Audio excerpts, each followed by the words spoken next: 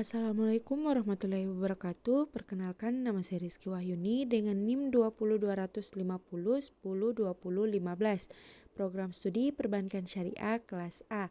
Tujuan dari video ini untuk memenuhi tugas ujian tengah semester pada mata kuliah Analisis Laporan Keuangan dengan dosen pengampu Muhammad Imran SE MAK.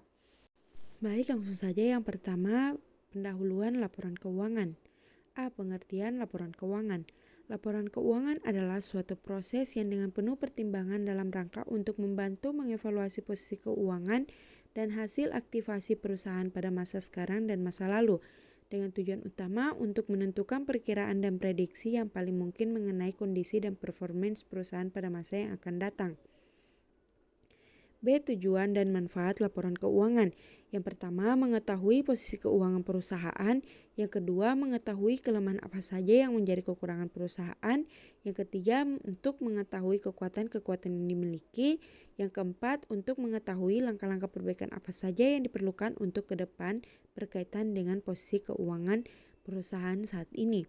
C. Jenis-jenis laporan keuangan, yaitu yang pertama, laporan laba rugi.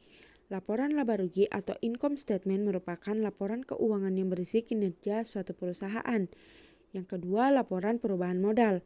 Laporan ini dibuat setiap satu periode yang menggambarkan perubahan aktiva bersih baik peningkatan maupun penurunan.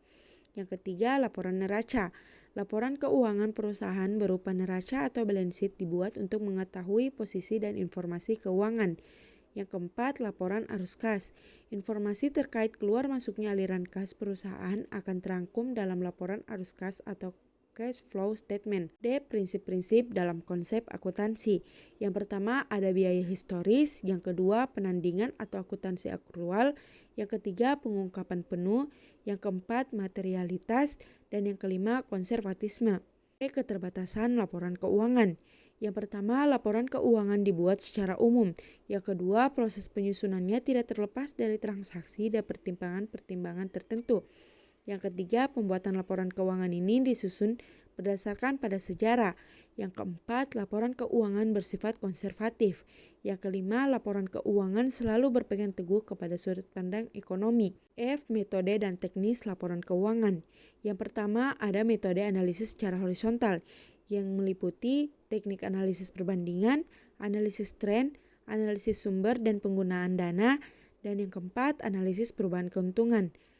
B. Metode analisis vertikal, meliputi teknik analisis persentase per komponen, analisis rasio, dan analisis impas. Komponen laporan keuangan, yang pertama laporan keuangan neraca, yang kedua laporan laba rugi, dan yang ketiga laporan arus kas. A. Prosedur analisis laporan keuangan, yaitu yang pertama memahami latar belakang data perusahaan, yang kedua memahami kondisi-kondisi yang berpengaruh pada perusahaan, yang ketiga mengumpulkan data keuangan dan data pendukung yang diperlukan selengkap mungkin, yang keempat melakukan pengukuran atau perhitungan dengan rumus-rumus tertentu, dan yang kelima melakukan perhitungan dengan memasukkan angka yang ada dalam laporan keuangan secara cermat. Pihak-pihak yang berkepentingan dan bentuk rasio keuangan. Yang pertama ada pemegang saham, yang kedua manajemen, yang ketiga pihak pemberi dana atau kreditor, yang keempat pemerintah, yang kelima karyawan, dan yang keenam investor. Selanjutnya neraca. A. Pengertian neraca. Neraca adalah sebuah laporan yang sistematis tentang posisi aktiva, kewajiban, dan ekuitas perusahaan per tanggal tertentu. Tujuan neraca adalah untuk menggambarkan posisi keuangan perusahaan.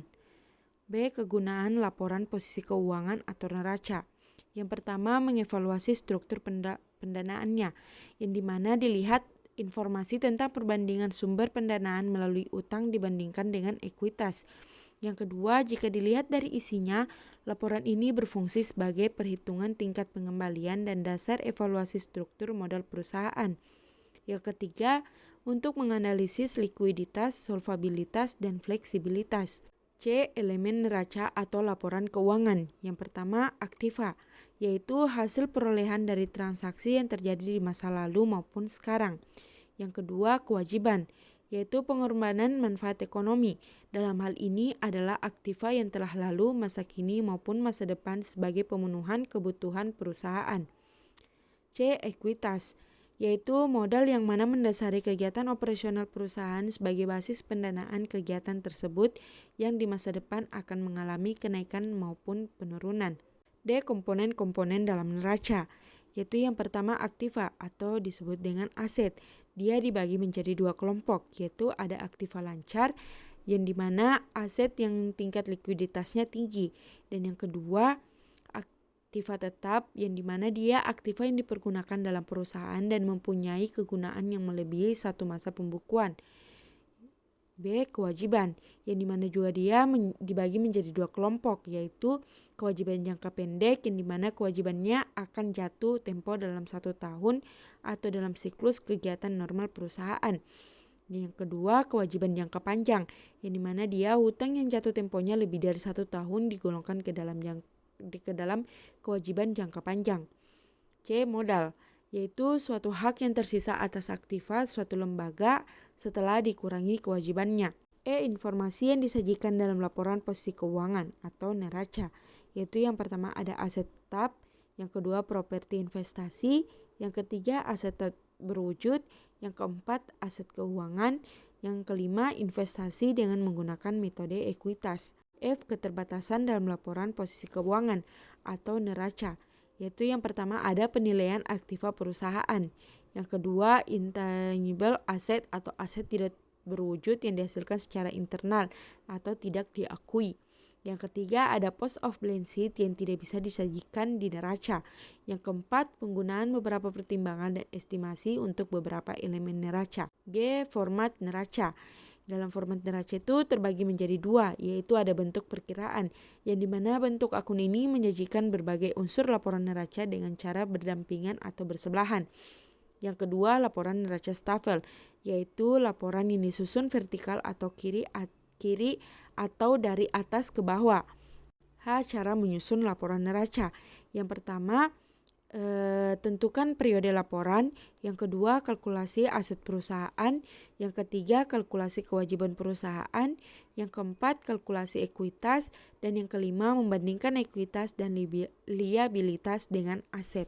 Selanjutnya laporan laba rugi, laporan laba ditahan, dan laporan modal sendiri. A. Pengertian laporan laba rugi.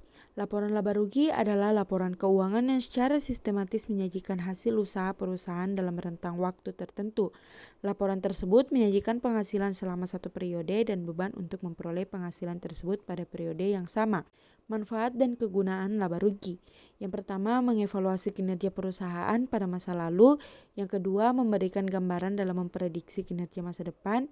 Yang ketiga, membantu menilai risiko dan ketidakpastian arus kas masa depan. Keterbatasan laporan laba rugi.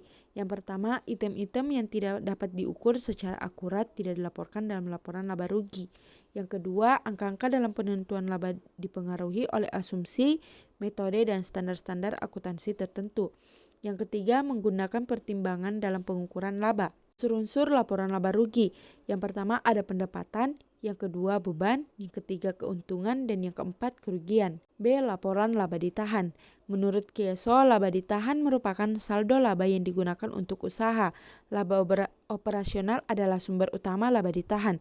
Pemegang saham menanggung risiko terbesar dalam operasional perusahaan dan menanggung segala kerugian dan keuntungan dari aktivitas perusahaan. Manfaat laba ditahan. Yang pertama, untuk membiayai operasional perusahaan dalam pencapaian laba yang lebih maksimal. Yang kedua, untuk melunasi utang yang ada. Yang ketiga, sebagai cadangan dana untuk kebutuhan investasi perusahaan. Dan yang keempat, untuk perkembangan perusahaan di masa yang akan datang. C. Laporan modal sendiri. Menurut Dermawan, modal sendiri merupakan perimbangan antara penggunaan modal pinjaman yang terdiri dari utang jangka pendek yang bersifat permanen, utang jangka panjang dengan modal sendiri yang terdiri dari saham preferred dan saham biasa. Jenis-jenis modal. Menurut Ridwan, jenis-jenis modal yaitu modal pinjaman, yang itu pinjaman jangka panjang yang diperoleh perusahaan. Yang kedua, modal sendiri atau ekuitas, yaitu dana jangka panjang yang diperoleh dari pemilik perusahaan. D. Prinsip perhitungan pendapatan dan biaya. Yang pertama, direalisasi. Yang kedua, dapat direalisasikan. Dan yang ketiga, dihasilkan. Selanjutnya, laporan keuangan yang diperbandingkan. A. Laporan keuangan bagi kepentingan berbagai pihak. PSAK nomor 1 tentang penyajian laporan keuangan menyatakan laporan keuangan adalah suatu penyajian terstruktur dari posisi keuangan dan kinerja keuangan suatu entitas. Jadi laporan keuangan merupakan salah satu informasi yang sangat penting dalam menilai perkembangan perusahaan. Laporan keuangan dapat digunakan untuk menilai prestasi yang dicapai perusahaan pada saat lampau, sekarang dan rencana pada waktu yang akan datang. B. Metode analisis laporan. Yang pertama, analisis rasio keuangan. Yang kedua, analisis DuPont. Yang ketiga, analisis cross-sectional. Dan yang keempat, time series analysis. C. Teknik analisis, yaitu analisis perbandingan antara laporan keuangan, analisis tren, analisis persentase per komponen, analisis sumber dan penggunaan dana, analisis sumber dan penggunaan kas, dan beberapa analisis lagi. Analisis sumber dan penggunaan modal kerja. A. Modal kerja. Modal kerja adalah keseluruhan aktiva lancar yang dimiliki perusahaan atau dapat pula dimaksudkan sebagai dana yang harus tersedia untuk membiayai kegiatan operasi perusahaan sehari-hari. B. Jenis-jenis modal kerja. Yang pertama, modal kerja permanen yang harus tetap ada pada perusahaan untuk dapat menjalankan fungsinya. Yang kedua, modal kerja variabel yang jumlah modal kerja yang jumlahnya berubah-ubah sesuai perubahan keadaan. C. Faktor yang mempengaruhi jumlah modal kerja. Yang pertama, jenis perusahaan, dan yang kedua, syarat kredit atau penjualan yang pembayarannya dilakukan dengan mencicil. D. Sumber dan penggunaan modal kerja. Yang pertama, sumber modal kerja, yaitu hasil operasi perusahaan, keuntungan dari penjualan surat-surat berharga, penjualan aktiva tidak lancar, dan penjualan saham atau obligasi. 2. Penggunaan modal kerja, yaitu menyebabkan perubahan bentuk maupun penurunan jumlah aktiva lancar yang dimiliki perusahaan. Namun tidak selalu penggunaan aktiva tidak lancar diikuti dengan perubahan dan penurunan total modal kerja. E. Manajemen modal kerja. Sasaran yang ingin dicapai manajemen modal kerja yaitu yang pertama, memaksimalkan nilai perusahaan dengan mengelola aktiva lancar. Yang kedua, meminimalkan dalam jangka panjang biaya modal yang digunakan untuk membiayai aktiva lancar. Dan yang ketiga, pengawasan terhadap arus dana. F. Tujuan manajemen modal kerja. Yang pertama, modal kerja digunakan untuk memenuhi kebutuhan likuiditas perusahaan. Yang kedua, dengan modal kerja yang cukup. Yang ketiga, memungkinkan perusahaan memiliki sediaan yang cukup. Yang keempat, memungkinkan perusahaan memperoleh tambahan sana dari kreditor. Dan yang kelima, perusahaan mampu melindungi diri apabila terjadi krisis modal kerja akibat turunnya nilai aktiva lancar. Dan terakhir, analisis sumber dan penggunaan kas. A. Pengertian kas. Kas adalah aktiva lancar yang meliputi uang kertas atau logam dan benda-benda lain yang dapat digunakan sebagai media tukar atau alat pembayaran yang sah dapat diambil setiap saat. Faktor-faktor yang mempengaruhi kas. Yang pertama, penyimpangan terhadap aliran kas yang diperkirakan. Yang kedua, pertimbangan antara aliran kas masuk dan kas keluar. Yang ketiga, adanya penjualan yang baik. B. Sifat laporan sumber dan penggunaan kas. Sifat laporan perubahan modal kerja adalah memberikan ringkasan transaksi keuangan selama satu periode dengan menunjukkan sumber dan penggunaan modal kerja dalam periode tersebut. Modal kerja meliputi seluruh aktiva lancar atau aktiva lancar dikurangi utang lancar. Dengan demikian, yang dilaporkan adalah perubahan aktiva lancar dan utang lancar serta sebab-sebab perubahan tersebut atau sumber dan penggunaan. C. Sumber dan penerimaan dan pengeluaran kas. Yang pertama, berkurangnya aktiva lancar selain kas. Yang kedua, penurunan atau berkurangnya jumlah aktiva tetap. Yang ketiga, meningkat atau bertambahnya hutang. Yang keempat, meningkat atau bertambahnya modal saham. Dan yang kelima, adanya keuntungan perusahaan. D. Penyusunan laporan sumber dan penggunaan kas beserta analisisnya. A. Mendaftar pos-pos neraca yang diperbandingkan antara dua titik waktu tertentu. B. Mendaftar pos-pos laporan laba rugi dari tahun yang diperbandingkan. C. Tentukan kenaikan dan penurunan yang terjadi pada pos-pos neraca. D. Menganalisis perubahan-perubahan yang terjadi pada pos-pos dan pos-pos laba rugi untuk menentukan adanya perubahan yang tidak mempengaruhi kas. E. Membuat jurnal penyesuaian dalam lebar kerja tersebut untuk menghitungkan akibat pengaruh transaksi non-kas. Yang terakhir, memindahkan saldo atau perubahan setelah disesuaikan kecuali perubahan kas ke dalam kolom kenaikan dan penurunan kas atau sumber dan penggunaan kas.